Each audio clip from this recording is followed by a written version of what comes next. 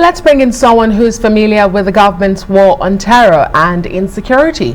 Security analyst and retired Group Captain SADEEQ GARBA SHEHU. Thank you so much for joining us on the news tonight. Well, good evening. Good evening. Let me begin by asking you if you think or you know that we understand what we're dealing with, because it will look like the military records, some gains or successes in repelling these attacks, and then all of a sudden the bandits, the terrorists, whatever name you want to give them these days, are back ferociously. Do we understand what is going on here? Thank you very much. Well, in talking about the general security situation in the country, which is really very sad and very ugly, but at the same time, we have to realize that we are talking about two challenges we have. Of course, we know in the northeast, we have the Boko Haram, and then now in the southwest and some part of the north central, we are having the bandits or terrorists as we have named them. Now, if in analyzing the situation, I see it as a situation where you have to look in these two dimensions. In the northeast, there is no doubt that our troops are getting the upper hand. More and more, Boko Haram is being degraded, because you don't have to be a military analyst. When last did we hear Boko Haram attacking a whole village or attacking a military encampment in the northeast? That has not happened for a long time. So definitely we have to agree that we've been hearing before that our troops, here I'm talking honestly as an analyst, we've been hearing in the past that our troops have entered the dreaded Sambisa forest. But to me, who have been following these issues, it is only in the recent times that we actually saw physical evidence that our troops have, arrived in that place. It's almost like every other day there's one report of attacks and another, and it's almost looking like every single day what Nigerians are counting are the numbers of those that have lost their lives, which is quite unfortunate. And you, as a security expert, my question to you tonight is, why does this problem appear intractable? Is it that we can't solve it? Because almost 12 years on, here we are still talking about insecurity, and it seems to be getting worse by the day. Yes, as I was saying, in the northeast, we have empirical evidence that we're having the upper hand. But unfortunately, the gains in the northeast are being neutralized by the incessant attacks we are seeing recorded in the northwest and part of the north central, in Plateau and the rest of the country. So definitely it means we have to do more effort. I will continue to say that we do not have enough soldiers, we do not have enough policemen to tackle these challenges. Nigeria is a big country. Some people make the mistake of asking how many are the bandits or how many are the terrorists. But what they seem to forget, that's why we call it asymmetric warfare. In asymmetric warfare, the professional soldier has to operate in mass, whereas the asymmetric opponent, like bandits, all you need is 15 people charging through a village of 50,000 people to scatter the village.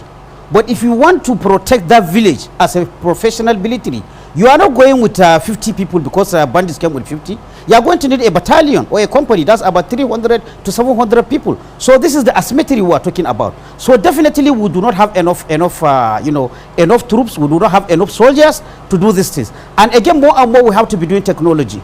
I'm happy to hear that during the last Federal Executive Council meeting, they are talking of more and more, procurement for our armed forces. But here, I must be honest to advise the federal government. Sometimes it is not just throwing money after the security, it's how do we spend the money. In defense, we say sometimes it is not how much you spend, but how well you spend it.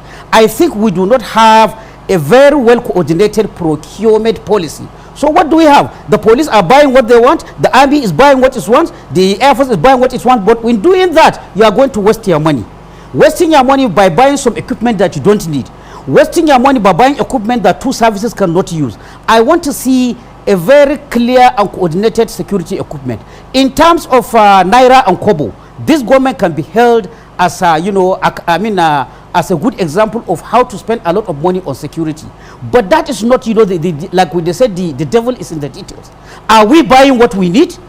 Are we buying what the troops need? If you go and buy, for example, I'm just being hypothetical now, if you go and buy an equipment from China and then you go and buy ammunition from Russia, the two might not match. And sometimes this is what we hear. If our troops need vehicles that have tracked wheels because of muddy terrain, and you go and buy something that has wheel, yes, in terms of numbers, in terms of budget, it will be shown that the government has spent a lot of money. But you may be buying what the military does not need. Again, we see a lot of projects that have nothing to do with the operational capacity, of our armed forces. And here again, I'm talking frankly as a Nigerian who is concerned. Where the country is bedeviled by terrorism in the northeast and banditry, you find, security forces building universities, building secondary schools, building hospitals. I am not saying these are not important, but for a country that is at war, I will wonder how the oversight authorities, both in the executive and in the legislature, are allowing our security forces to foray into this useless, I call them useless projects. So that is to say, when you see a large budget in defense, it is there, or large budget for the police, in the end, what did you do with it? If you throw the money in this kind of prestige, useless projects, then the capacity of our police and our military is going to be low. Again, I'm on the national, I am not happy. It doesn't seem like you can hear me. Just 2 days ago, yes, I can hear you. Go ahead. Okay, great. You're talking about our priorities being wrong when we are doing the wrong things with the money that we have. Over 3 trillion naira has been allocated for security and defense in the last 5 years. But you talked about shortage of manpower, and I want to ask you, where do you stand with the controversy or the conversation when it comes to hiring mercenaries to help with this fight? We've done it before.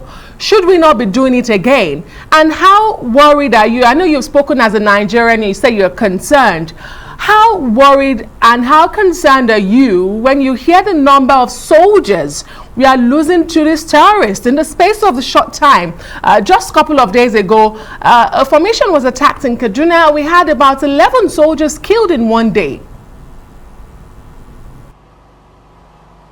Yes, the issue of numbers, like I continue to say, wherever I appear, we do not have the numbers. Now, when you talk of mercenaries, I don't like using the word mercenaries because there's a way you kill a debate. When you call these people mercenaries, you are already trying to kill the debate. I mean, their name in modern parlance is private military contractors or private military companies. This is so because over the years, the name mercenary has attracted a very negative connotation, which came right from the pre-colonial days when African countries were fighting for independence. Because the colonial powers were using hired soldiers, so the name mercenary, attracted a very negative connotation. But we are past that stage. We are in the days of private military companies. So what I am saying, I do not want us to close the debate about private military companies. We should look at, if the question is, do we have the capacity to finish the operation in the northeast and the operation in the northeast within a reasonable time without unnecessarily losing the lives of our civilians, then well and good, we do not need these PMCs.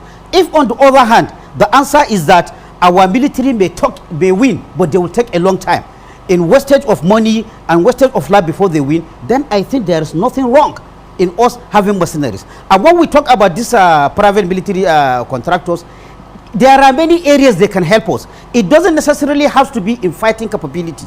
They might give us satellite information.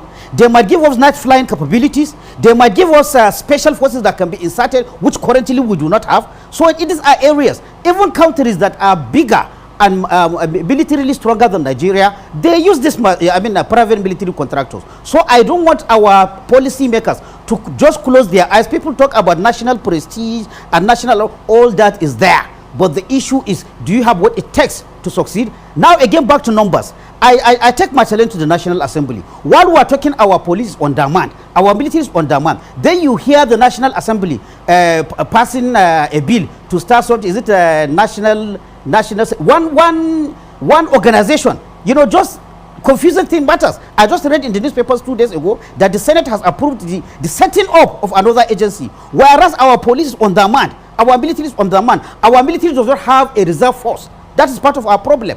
Instead of legislators to be talking about a reserve force or beefing up the number of the police, they are bringing another security agency that will come and be fighting with the police. I find that, with due respect to the legislators, I find it highly, highly irresponsible. And I come back to purchases. Right. The government of Muhammad Buhari is doing well in purchases.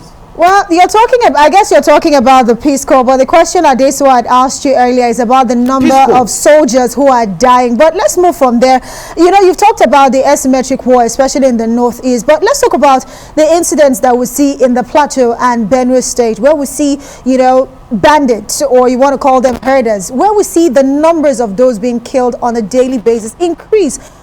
What, in your opinion, can be the solution to this land dispute, which actually leads to all of this? And let's also marry that with the president as the commander-in-chief of the armed forces. He gives marching orders to his security chiefs, and they don't get any sort of results. What should he be doing, really, to ensure that the marching orders given to his men yield some sort of results to see an end to insecurity in the country? Now, the truth is that whether you give marching orders or sleeping orders or standing orders, a military or a security agency will perform only to the maximum of its capacity. And capacity, what does give capacity? Again, numbers, equipment, and training. And other enablers like logistics, like satellite imagery.